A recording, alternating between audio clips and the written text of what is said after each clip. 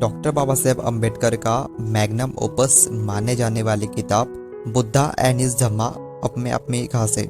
किसी कलाकार या लेखक के जीवन में जो रचनाएं उसने रची होती है, उन सभी रचनाओं में जो सर्वोत्तम रचना होती है उसको मैग्नम ओपस कहते हैं। डॉक्टर बाबा साहेब अम्बेडकर के जीवन में जो सर्वोत्तम रचना है बुद्धा एंड हिज धम्मा, उसी को हम मैग्नम ओपस कहते हैं। मैग्नम ओपस यानी महान कार्य या महान रचना। आज इस वीडियो में हम देखेंगे कि डॉक्टर बाबा साहेब अम्बेडकर ने बुद्धा एंड हिज धम्मा क्यों लिखी और उनका एक्चुअल इंटेंशन क्या था, इसका फॉर्मेशन कैसे हुआ और किताब पब्लिश होने के बाद किस तरह से मोस्ट कंट्रोवर्शियल रिलीजियस बुक बनी। मतलब कि इस किताब पर क्रिटिसिज्म किस प्रकार से हुआ। Intention of doctor Baba Saheb Ambedkar to write Buddha and his Dhamma. मई 1950 में डॉक्टर बाबा साहब अम्बेडकर ने महाबोधि सोसाइटी के लिए एक इसे लिखा था जिसका नाम था Buddha and the future of his religion. इस इसे में डॉक्टर बाबा साहब अम्बेडकर ने बुद्धिस्ट बाइबल की एक अर्जेंट डिमांड पेश की थी। बुद्धिस्ट लिटरेचर काफी वास्ट एंड डीप है। किसी एक व्यक्ति के लिए अपने जीवन काल में इसको पूरा पढ़ना संभव नहीं, इसलिए बुद्धिस्ट लिटरेचर के इसेंस को एक ऐसी किताब में डाला जाए जो इजीली अंडरस्टैंडेबल हो, ताकि नॉन बुद्धिस्ट को बुद्धा का धम्म समझने में और स्वीकारने में कोई दिक्कत ना आए। बुद्धा एंड धम्मा के प्रीफेस में डॉक्टर बाबा साहब अम्बेडकर लिखते हैं कि इस इसे के पब्लिकेशन के बाद मुझे रिटर्न और ओरल काफ़ी कॉल्स आए। सभी ने इस तरह की किताब लिखने की एक मांग की थी। उन सभी कॉल्स के रिस्पॉन्स में मैंने बुद्धा एंड हिज धम्मा लिखने का कार्य शुरू किया। Formation of Buddha and his Dhamma. Doctor Baba Sahab Ambedkar की बायोग्राफी लिखने वाले धनंजय कीर लिखते हैं, डॉक्टर अम्बेडकर ने 1951 में बुद्धा एंड हिज धम्मा लिखने का कार्य शुरू किया और ऑलमोस्ट फरवरी 1956 तक अपना काम पूरा किया।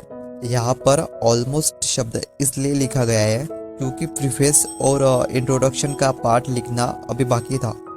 मार्च 15, 1956 थर्सडे के दिन डॉक्टर बाबा साहब अम्बेडकर के हाथों में प्रीफेस लिखकर तैयार थे और इसी के साथ किताब लिखने का काम भी पूरा हुआ।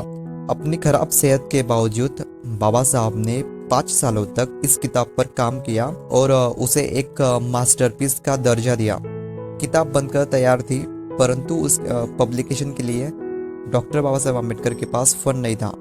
सितंबर 1956 तक बाबा साहब किसी भी हाल में इस किताब को पब्लिश करना चाहते थे। 14 सितंबर 1956 में जवाहरलाल नेहरू को एक लेटर लिखा। लेटर में उन्होंने गवर्नमेंट ऑफ इंडिया को इस किताब की 500 कॉपीज परचेज करने के लिए कहा और उन कॉपीज को वेरियस यूनिवर्सिटी में डिस्ट्रीब्यूट करने की एक रिक्वेस्ट की थी, पर नेहरू ने उनकी इस रिक्वेस्ट को अस्वीकार कर दिया। डॉक्टर अंबेडकर के जीवन काल में एक किताब तो पब्लिश ना हो पाई। उनके महापरिनिर्वाण के एक साल बाद नवंबर 1957 में पीपल्स एजुकेशन सोसाइटी ने इस किताब को पब्लिश किया, criticism on Buddha and his Dhamma. 1957 में बुद्धा एंड हिज धम्मा का फर्स्ट एडिशन पब्लिश हुआ। तब इस किताब का first critical review the light of Asia के बुद्धिस्ट जर्नल ने लिखा था।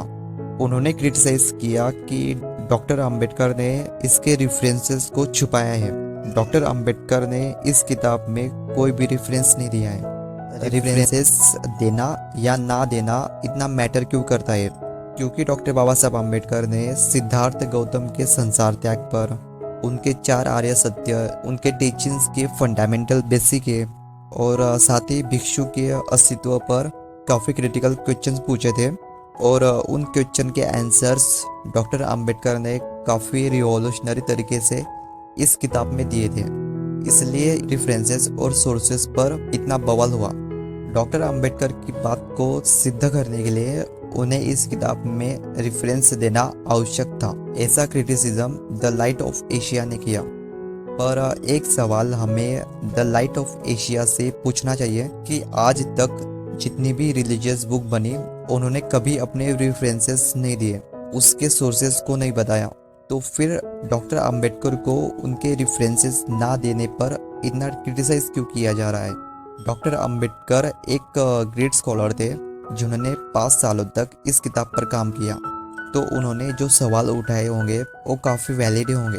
दूसरा क्रिटिसिज्म जो उनकी किताब पर किया जाता है कि डॉक्टर अंबेडकर बुद्धा की फिलोसॉफी को पॉलिटिकल एंगल दे रहे हैं और सोशल रिफॉर्म में एज अ वेपन की तरह यूज़ कर रहे हैं। Buddha philosophy is mainly concern with the suffering of human existence. Buddha ने मनुष्यों के दुखों का कारण सुपरनैचुरल एंटिटी को नहीं दिया है, बल्कि जो प्रचलित समाज रचना है और मनुष्य का जो स्वभाव है वही मनुष्य के दुखों का मूल कारण है। इसलिए बुद्धा की फिलोसॉफी एक सोशल डॉक्यूमेंट भी है, क्योंकि बुद्धा मनुष्य के दुखों को नष्ट करने के लिए समाज में परिवर्तन की बात कहते हैं। और बुद्धा के प्रिंसिपल्स लिबर्टी, इक्वेलिटी और फ्रेटर्निटी को प्रमोट करते हैं। यही 3 प्रिंसिपल है जो कि डेमोक्रेसी के पिलर्स है। इसलिए बुद्धा के प्रिंसिपल्स को एक पॉलिटिकल एंगल भी है। डॉक्टर बाबा साहब अम्बेडकर को इस वजह से क्रिटिसाइज करना कि वो बुद्धा की फिलोसॉफी को पॉलिटिकल एंगल दे रहे हैं और सोशल रिफॉर्म में एज अ वेपन की तरह यूज़ कर रहे हैं, ये काफ़ी गलत होगा। यही दोनों मेन क्रिटिसिज्म थी जो बुद्धा एंड हिज धम्मा पर की गई थी। अगर उनके जीवन काल में एक किताब पब्लिश हुई होती तो डेफिनेटली इन सारे क्रिटिसिज्म को doctor Baba Sahab Ambedkar easily handle करते। हम ऐसे ही इंफॉर्मेटिव वीडियोस लाते रहेंगे। आप चैनल को ज़रूर सब्सक्राइब कीजिए।